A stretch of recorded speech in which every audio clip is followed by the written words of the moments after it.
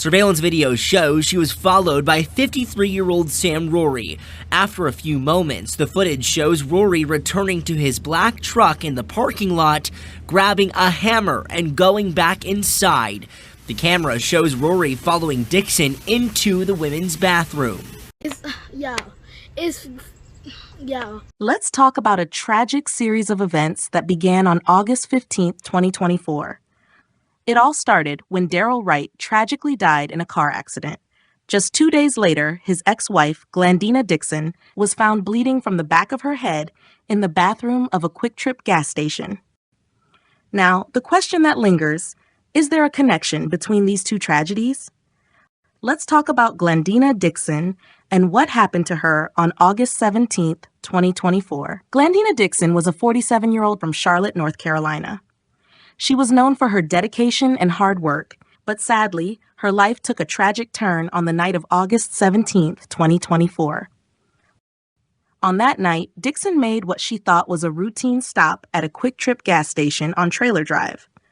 Little did she know, reports say she may not have known, that Sam Roary, a 53-year-old man she was involved with, was following her. Officers believe Roary had a relationship with the victim. Surveillance footage from the store shows Dixon walking in, with Roary not far behind. In a chilling turn of events, Roary then walked out of the store, went to his truck, grabbed a hammer, went back inside, and then followed Dixon into the women's restroom. Now, that's very scary. Imagine the audacity to walk into a women's restroom. He wasn't even worried that people would see him entering a women's restroom. And what if there were several women there, and Miss Dixon was inside a stall? What was he going to do then? I'm sure the other women would have asked why he was in there, or at least given him a suspicious look. But anyway, let's stick to what factually happened when Roary walked in. Inside, another woman was in one of the stalls. She heard unsettling noises and immediately called 911. Imagine being in her shoes, hearing those terrifying sounds, unsure of what's happening just a few feet away. When she came out, she found Dixon bleeding from the back of her head, with blood on the floor. It sounds like the other woman was even afraid to scream when she heard the unsettling sounds, so she called 911. Maybe he didn't know the other woman was in there too, or he didn't care. His focus was to kill Dixon, and nothing was going to stop him. The attack was brutally swift. Roary was only in the bathroom for about 40 seconds before he left the store, got into his truck, and drove away. Police responded quickly to the 911 call, but tragically, Dixon was pronounced dead at the scene. The cause of death? Trauma to the head, consistent with hammer blows. As the investigation unfolded, Roary's violent past came to light. He wasn't new to this kind of violence. He had been convicted of second-degree murder back in 1989 when he was just 18 years old. He served 6 years of a 15-year sentence before being released in 1995. Why was he free to walk and live among us? He is not like us. He should have still been locked up if he had killed someone back in 1989. Imagine, convicted and pled guilty to murder at the tender age of 18. It's unsettling to think that someone, and many like him, with such a past are out and free among us. Now, let's get into the details of Roary's criminal history. Back in 1989, Roary was convicted of second-degree murder. The specifics are a bit scarce, but we do know that he was sentenced to 15 years in prison. Surprisingly, he was released after serving just 6 years. There are some allegations floating around about his 1989 conviction. Remember, this is more like online chatter than confirmed facts. Allegedly, Roary's conviction was for killing a man during a heated argument outside a bar in Charlotte. In a fit of rage, he struck the victim multiple times with a blunt object, leading to the victim's death.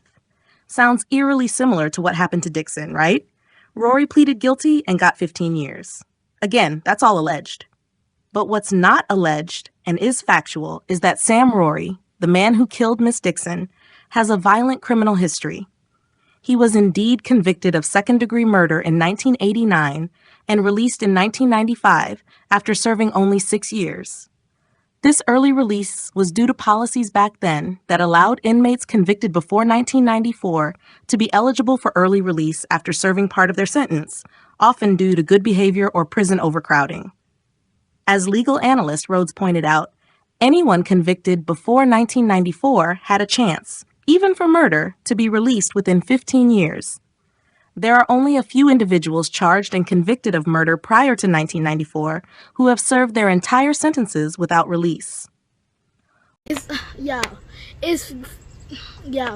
Once again, we see a system failing the people.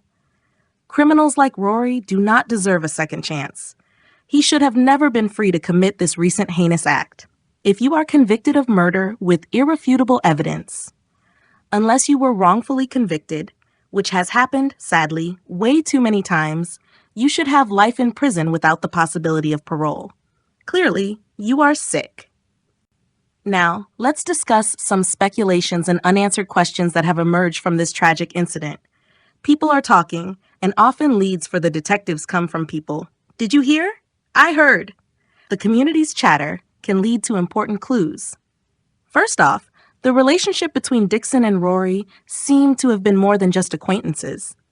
So we are learning that Roary and Dixon did know each other, though that motive is still unclear at this time. Given the personal nature of the attack, it's plausible they were romantically involved, and perhaps things went sour. Officers believe Roary had a relationship with the victim, but they say the investigation is still ongoing. Could this have been a crime of passion? Was Roary unable to cope with the end of their relationship? Or was it something else? Next, how did Roary know Dixon would be at that particular QuikTrip? We know there are many, many QuikTrips in each state. Dixon likely had regular stops, and it's possible Roary knew her routine. Was that a meeting spot for them prior to her tragic death? Was he lying in wait, knowing she would eventually show up? Then, the timing of the attack raises some serious questions. Just 2 days before Dixon's murder, her ex-husband, Darrell Wright, died in a car crash. Reports suggest that Wright's brakes failed, leading to the fatal accident. Was this merely a tragic coincidence, or is there more to the story? Should Wright's death be reinvestigated in light of Dixon's murder? There are speculations online that Wright's accident might not have been an accident at all. Some suggest Wright's brakes failed. If his brakes indeed failed, was it due to a mechanical issue, or could there have been foul play involved? Given the proximity of these two tragic events, it's worth considering whether there was any connection between them. Additionally, the nature of Dixon and Wright's divorce could provide more context. They divorced in 2022 after several years of marriage. Was their divorce amicable, or were there lingering tensions? How was Wright treating Dixon during their marriage and after their divorce? These questions might shed light on the circumstances surrounding these tragic events. As we piece together the events of that night, it's clear that there are many layers to this story.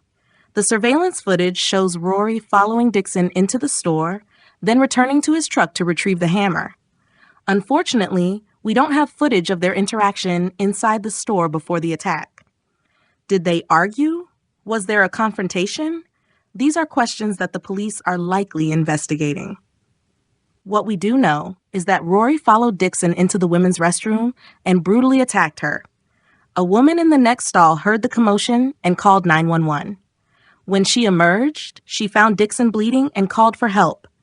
Roary then left the scene in his Ford F-150, but was quickly identified and apprehended by the police. Say they arrested Roary in connection with the case, and he's now facing a first-degree murder charge and is being held in the Mecklenburg County Jail on a $1 million bond. This horrific incident has deeply shaken the local community, serving as a reminder of the unpredictable nature of violence. Seeing that people can do that or are those type of people. A scary scene, leaving some wanting to stay extra aware. And there aren't enough police, I don't think, to monitor all gas stations. Dixon's family, still grieving the loss of her ex-husband, now faces this unimaginable tragedy. As the investigation unfolds, we hope to learn more about the events leading up to Dixon's death and the true nature of her relationship with Roary. Until then, we can only speculate and seek justice for Glandina Dixon. Thank you for watching. If you found this story compelling, please like, share, and subscribe for more true crime stories. Stay safe and take care.